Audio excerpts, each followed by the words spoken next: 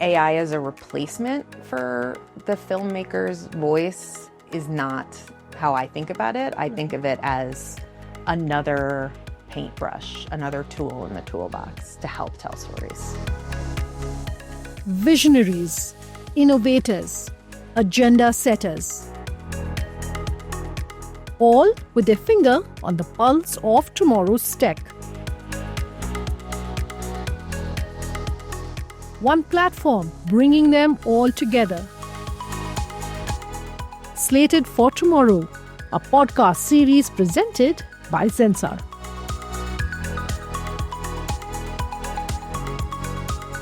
In today's episode, a conversation with the Chief Production Officer of Real Chemistry, Jill Landaker Grunes.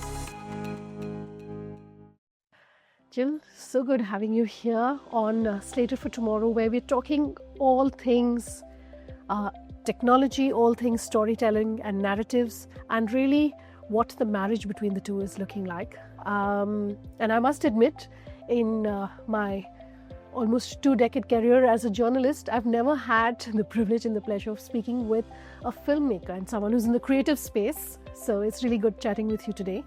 I want to start by talking about where you got started. Where really that initial bug, sort of bit you. Before we started, you were telling me your dad was an architect, so I would assume that it's not really something that, perhaps runs in your family. Curious to know where it started. Yeah, it all started in the theater. So I studied to be a theater director. I ran a small theater company in New York in my early 20s and had a moment, I think because theater had been the thing that was always available to me. It was in my high school. It was what I studied in college. And I realized that I had kind of missed the boat on filmmaking as the type of storytelling that could really reach people and had a lot more potential in that way. And so I made a shift in my mid-20s. I started working with an award-winning documentary filmmaker as his sort of in-house producer, did a ton of work in the advertising space as a way to keep the business going, and built my career there. So we did a lot of commercials, a lot of films, and cut my teeth on the road. Literally, I did a documentary for a trucking company that went to 22 states in 21 days across the US with a crew of 30 people, and really just dug in and had so much fun with that, which was great. And along the way, I started to realize that advertising was a great opportunity to take the business of filmmaking to the next level. And for me, I like a lot of variety in my life.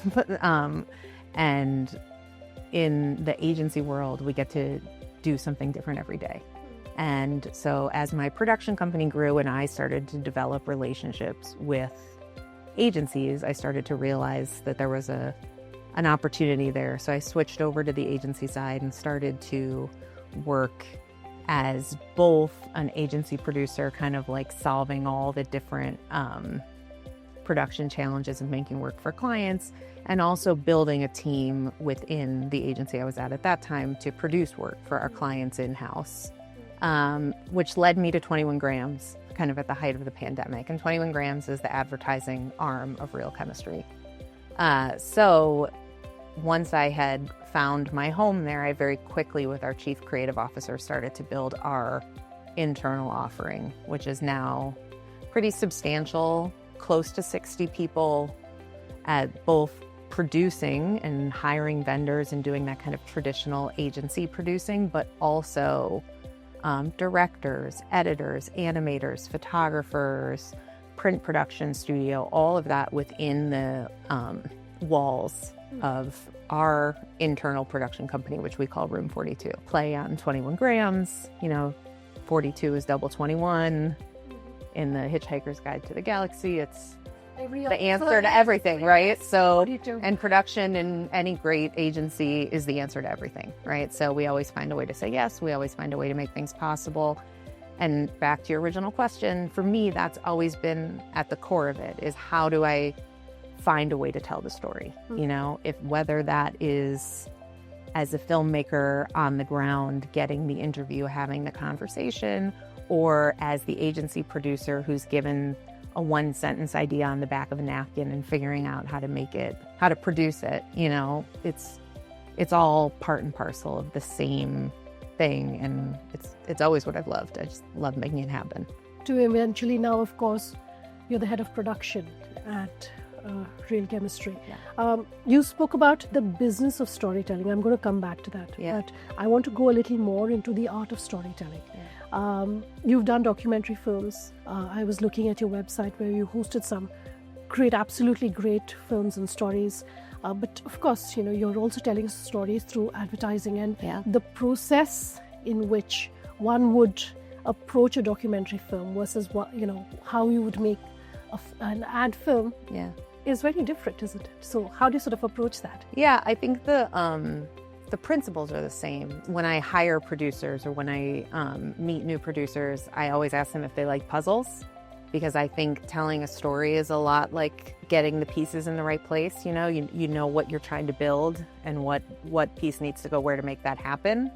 It's not that different. I think producing ads is sort of akin to executive producing a film. You're making sure that you bring all the right people and the right partners to bear to make the work possible. So it's a different way of thinking about it, and your hands are in it a little bit differently, but it is the same. You bring kind of the same passion to it and the same desire to put the pieces together. How do you go about the process of ideation, right?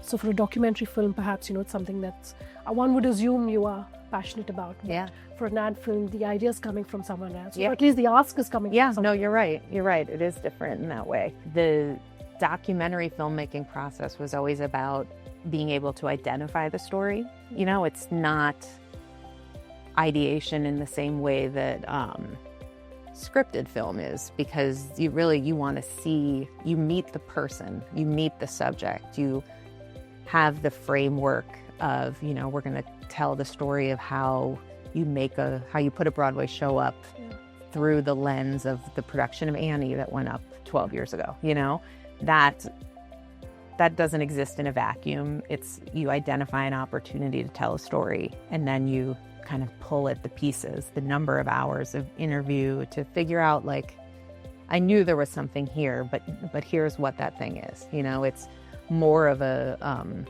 discovery process versus when someone brings you an idea and you're figuring out how to make it happen. It's a slightly different skill set, but it all kind of adds up, and you feel the same pride at the end of the day when you tell the story.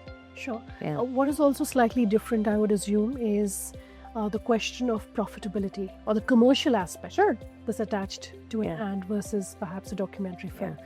How does one balance creativity and storytelling with the commercial aspect of it? Yeah, I think, honestly, I actually think the business, being honest about the fact that advertising is a business is refreshing, because documentary filmmaking is also a business. You know, you have to find the funds to make the film, and you have to find the distributor, and you have to figure out how to make a living at this thing that you're doing, but nobody really says that part out loud. I think at least in advertising, we're honest about that, and we quantify it, and it makes it easier to deliver. It gives you a framework to work in, and that's always something that I've liked. I like having, like, the sandbox. I want to spend a little bit of time talking about technology and the changes that technology is really having as far as the storytelling process is concerned. Yeah. First off, friend or foe? AI. On what side of the argument? Great question. I think friend. Okay. Friend. Yeah. Okay, why? I think any tool that you can use to tell a story has value. You know, I think what we do with that is a different conversation. AI as a replacement for the filmmaker's voice and lens is not how I think about it. I think of it as another paintbrush, another tool in the toolbox to help tell stories. what I've seen when it comes to generative AI and filmmaking is that it still lacks sort of a soul, if that makes sense. I think generative AI can paint a pretty picture, but I don't think it makes people feel much yet. And so you really need the artist, and you need it to be a tool that we use to tell the story, not the storyteller itself. So you're saying it's definitely a friend, and we've seen the use of technology over the years when it comes to filmmaking and storytelling. But how much of AI perhaps is too much AI? I was reading a report that said AI today, let's say the main lead in a film is singing just a bit off key. You can use AI to correct that, or get a specific accent or dialect.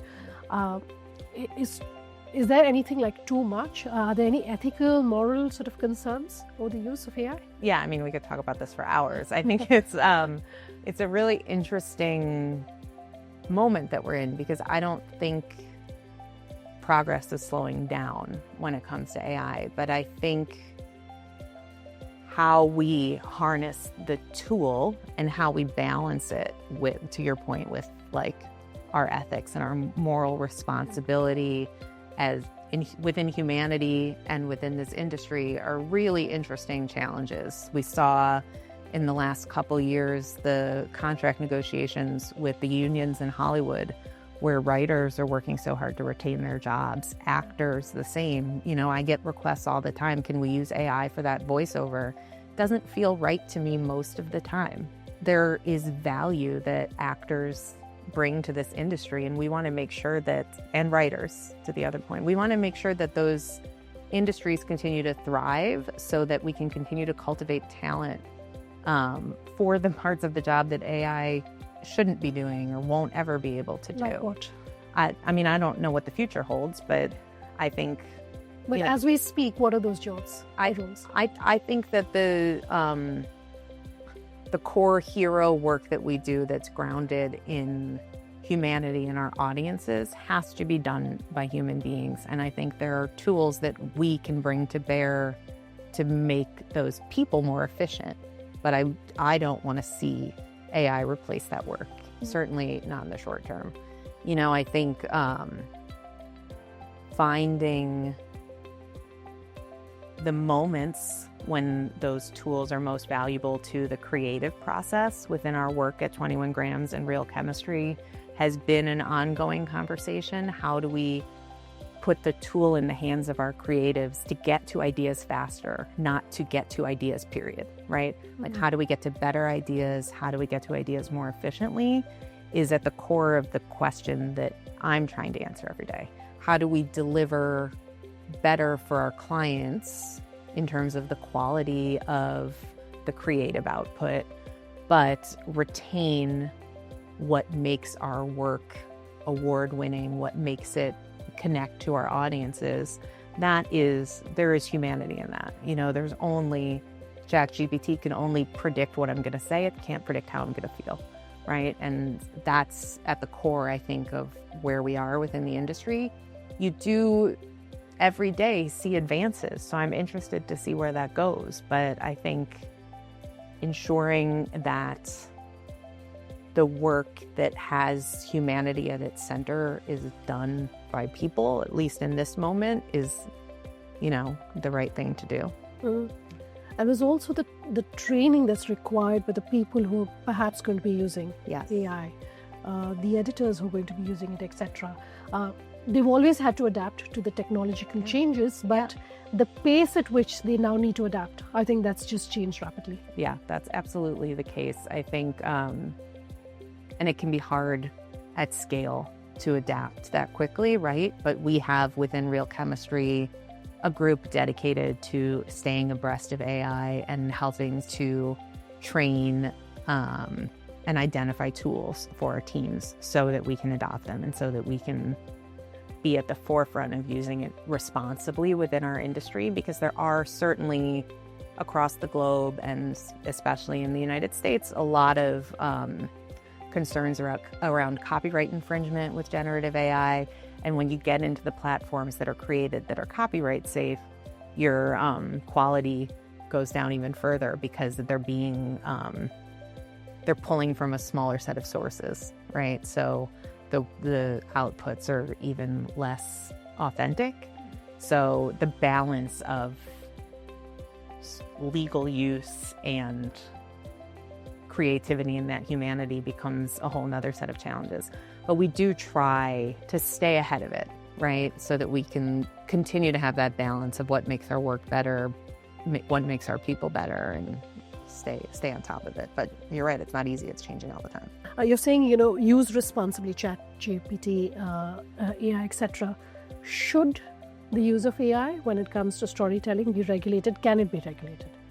I don't know. I hadn't thought about that before. I think, I don't know that it should be regulated. I think the use should be transparent, right? So I think with an evolving technology, it's hard to set regulations or industry standards because you're going to have to meet every day to have, what's the standard for tomorrow. But I think if we're honest about the use, I think that goes a long way.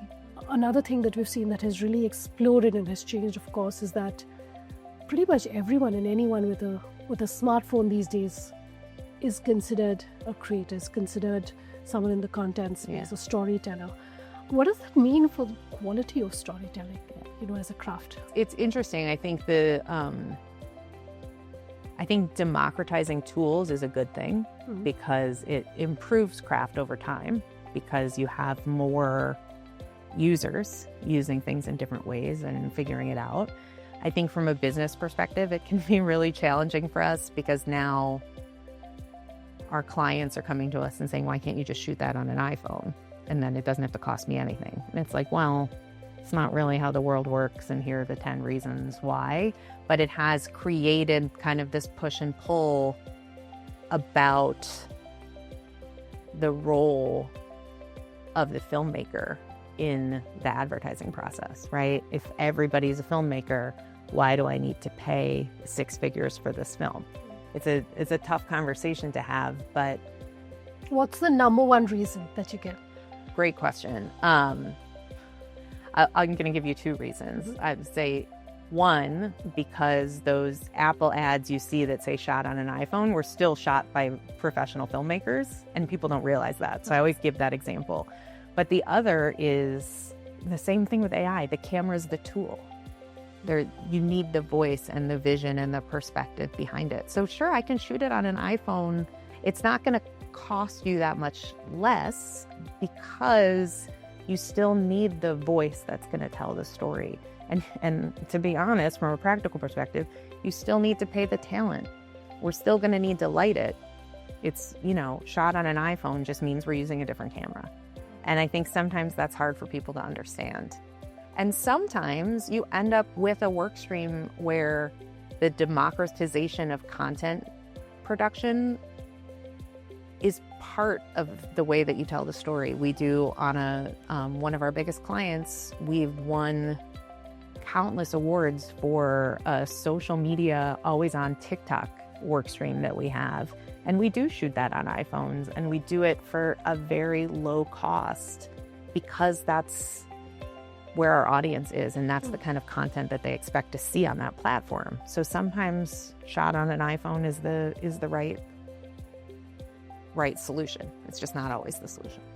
You're a filmmaker in an industry, at least looking in from the outside, seems to be dominated largely by men. Has your gender had any bearing on your journey, on the experiences that you've had? Yeah, I think a few different answers to that question. I once made a film while balancing a camera on my pregnant belly, and so that was an experience. But more specifically, I think as women, we're kind of raised and taught to believe, to sort of listen and treat, have a bit of deference in the way that we interact with other people. And I had an epiphany. I don't know if I should say this on camera, but I'll say it anyway. I had an epiphany about a decade ago that I was like, the men don't know more than me. They're just like not afraid to say what they think period, like they're just loud and proud and confident in what they're saying. And so I kind of made a pivot for myself. I was, less apologetic in how I communicated, and it actually was a huge boon to my career, making that shift, not to operate more like a man, but to just like live in my own kind of perspective and not be afraid of it and not wait to speak has actually been a really positive transition for me. And I also have made a really conscious choice within Room 42 to make sure that we're really promoting women's voices, and that they can speak unapologetically. We have in our post-production team many female editors, which I'm really proud of, because that in particular is a area of filmmaking that's dominated by men. The women within that group have an unofficial little sub group that they meet just to talk about how they ensure that their voices are heard and kind of take pride in their role as women in that field. And so that's always on my mind. How do I help to kind of raise those voices and help other women to realize that it's okay? Like, you don't need to apologize. That's an incredibly honest answer, Jill. Thank you. One piece of work throughout your career that you're perhaps most proud of, what would that be? I don't know that there's one piece of work. I actually think that what we're building with Room 42 and Real Chemistry right now will be the thing that I look back on most proudly, if that makes sense. It's creating a space for better storytelling in pharma and healthcare, and it's going to have a much bigger impact than any one piece of work that I've made in my career. So that's what I'm most excited about, is the thing that's happening right now.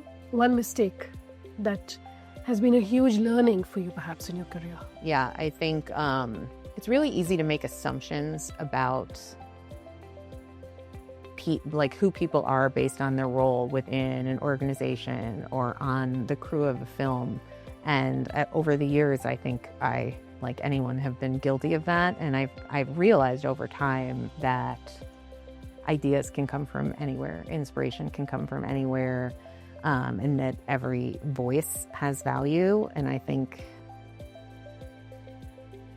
living in that has been something that I've worked really hard to not kind of label or put people in a particular box in the industry. Okay. One piece of advice to someone who's entering this space, this industry? I guess be bold, have a point of view as a filmmaker, as a storyteller, and be flexible, because those things together will create opportunities for you.